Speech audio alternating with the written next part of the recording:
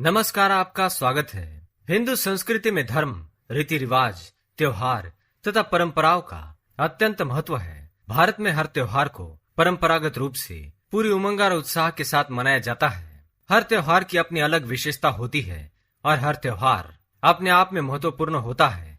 हिंदू पंचांग के अनुसार श्रावण मास के आरंभ होते ही लगभग सभी प्रमुख त्योहार शुरू हो जाते हैं। गणेश उत्सव के पश्चात पितृपक्ष के 15 दिन छोड़ दिए जाए, उसके बाद लोगों को बेसब्री से इंतजार होता है नवरात्रि का। नवरात्रि माँ दुर्गा के विभिन्न रूपों के पूजन का महापर्व होता है। माँ के शक्ति स्वरूप की उपासना का ये महोत्सव 9 दिनों तक चलता है। इन 9 दिनों तक जगह जगह पर माँ की उपासना की जाती है, जिससे संपूर्ण वातावरण में माँ की अद्भुत शक्ति का एहसास होता है। लोग अपने घरों में तो माँ की उपासना करते ही है और साथ ही शहर में विभिन्न स्थानों पर विभिन्न मंडलों के द्वारा माँ की भव्य मूर्तियां विराजित की जाती है और 9 दिनों तक पूरी श्रद्धा भक्ति के साथ माँ का उत्सव मनाया जाता है। कई लोग पूरे 9 दिनों तक उपवास करते हैं, पूजा पाठ और हवन इत्यादि करते हैं। बहुत से घरों में माँ की आराधना में घट बैठाते हैं और गरबे खेले जाते हैं। नवरात्रि में हम सभी को ये तो पता होता है हमें क्या करना चाहिए और माँ की उपासना और पूजा पाठ करने के क्या नियम होते हैं, लेकिन हम ये नहीं जानते हैं कि नवरात्रि में हमें किन बातों का विशेष ध्यान रखना चाहिए और कौन से कार्य बिल्कुल भी करने नहीं चाहिए, क्योंकि हमारी माँ दुर्गा बहुत भोली होती है। हमारे सिर पर हमेशा अपना कृपा हस्त रखती है। हमारे दिल से की गई श्रद्धा भक्ति से वह जल्दी ही हमारे ऊपर प्रसन्न हो जाती है और हमारी छोटी छोटी गलतियों को माफ भी कर देती है। लेकिन हमारी कुछ ऐसी गलतियां भी होती है जिन्हें माँ चाहकर भी माफ नहीं कर पाती और उसके दुष्परिणाम हमें भुगतने पड़ते हैं। तो आज हम उन्हीं बातों पर ध्यान केंद्रित करेंगे जो हमें नवरात्रि में भूल से भी करने नहीं चाहिए, ताकि माँ हमसे नाराज न हो जाए। तो चलिए देखते हैं वे कौन से कार्य है। पर उससे पहले अगर आपने चैनल को सब्सक्राइब नहीं किया है तो इसे सब्सक्राइब कर लीजिए। अगर आप दुर्गा माँ को सच्चे मन से मानते हैं तो कमेंट में जय माँ दुर्गा अवश्य लिखे। वीडियो पसंद आए तो एक लाइक जरूर कर देना। पहली बात, सबसे पहले तो आप ये जान ले कि नवरात्रि शक्ति की उपासना और सम्मान का पर्व होता है।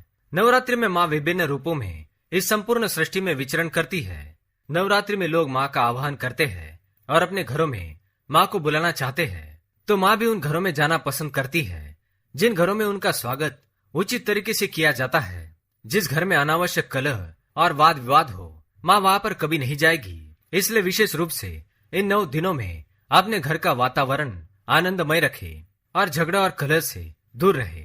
माँ की उपासना भी प्रसन्न चित्त से करनी चाहिए। दूसरी बात, अपने घर में कभी भी किसी भी महिला या कन्या का अपमान ना करे और ना ही उनके साथ दुर्व्यवहार करे।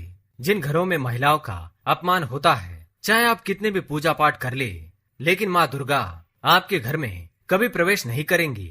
इसलिए 9 दिनों के दौरान भूल से भी अपने घर की महिलाओं का या कन्याओं का या अपनी माता का अपमान ना करे। तीसरी बात, नवरात्रि के 9 दिनों तक चमड़ा या चमड़े की बनी हुई किसी भी वस्तु का उपयोग ना करे। ये शास्त्रों की दृष्टि से वर्जित है। जीवों को निर्दयता से मारकर उनकी चमड़ी से बनी हुई वस्तुओं का उपयोग करने से माँ रुष्ट हो जाती है।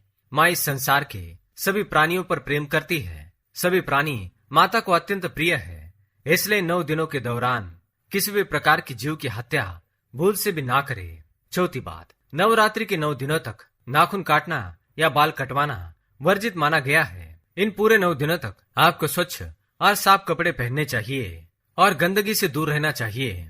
पांचवी बात, नवरात्रि के 9 दिनों तक मांसाहार ना करे और ना ही मद्यपान करे। यह स्वास्थ्य की दृष्टि से तो नुकसानदायक होता ही है, साथ ही नशा करने वालों से माँ हमेशा दूर रहती है। ऐसे लोगों पर अपनी कृपा कभी नहीं बरसाती। कोशिश करें 9 दिनों तक अपने आहार में प्याज और लहसुन का भी उपयोग ना करे। तामसी भोजन के बजाय सात्विक आहार करे, जिससे आपके मन में अच्छे विचार आएंगे। छठी बात, काला रंग शास्त्रों की दृष्टि से अशुभ माना गया है और इस रंग की किसी भी वस्तु का उपयोग कभी पूजा पाठ में या शुभ अवसर पर नहीं किया जाता है। नवरात्रि के 9 दिन बहुत ही शुभ और पवित्र होते हैं। इसलिए 9 दिनों तक काले रंग के कपड़े और वस्तुओं को अपने शरीर पर ना पहने। सातवीं बात, नवरात्रि में जो लोग उपवास और व्रत करते हैं उन्हें पूरे 9 दिनों तक शारीरिक संबंध नहीं बनाना चाहिए। इन दिनों में ब्रह्मचर्य का पालन करना अति आवश्यक है। आठवीं बात, नवरात्रि के व्रत वाले दिन केवल व्रत का निर्धारित खाना ही खाए अनाज और नमक का सेवन भूल से भी ना करें। 9वीं बात, नवरात्रि में नियमित रूप से माँ की पूजा करनी चाहिए और पूजा के बाद माँ की धूप दीप के साथ आरती भी जरूर करें। पूजा और आरती करते समय पूजा में किसी भी प्रकार की विघ्न उत्पन्न नहीं होने देने चाहिए या रुक रुक कर भी आरती नहीं करनी चाहिए। पूजा और आरती एक बार में ही संपन्न करनी चाहिए, नहीं तो हमारी पूजा व्यर्थ होती है। 10वीं बात, नवरात्रि में माँ की खंडित या पुरानी हुई मूर्ति बिल्कुल भी ना रखे। ऐसा करना अशुभ होता है।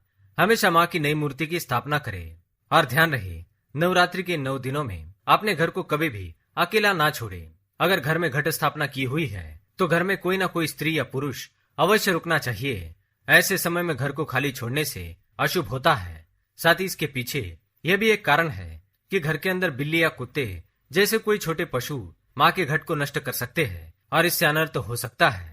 इसलिए घर को अकेला ना छोड़े। तो ये थे वो कार्य जो नवरात्रि के 9 दिनों में हमें करने नहीं चाहिए। अगर ये जानकारी आपको पसंद आई तो वीडियो को लाइक करें, कमेंट में जय माँ दुर्गा, जय माँ शक्ति अवश्य लिखें। साथ ही चैनल को सब्सक्राइब करें। धन्यवाद।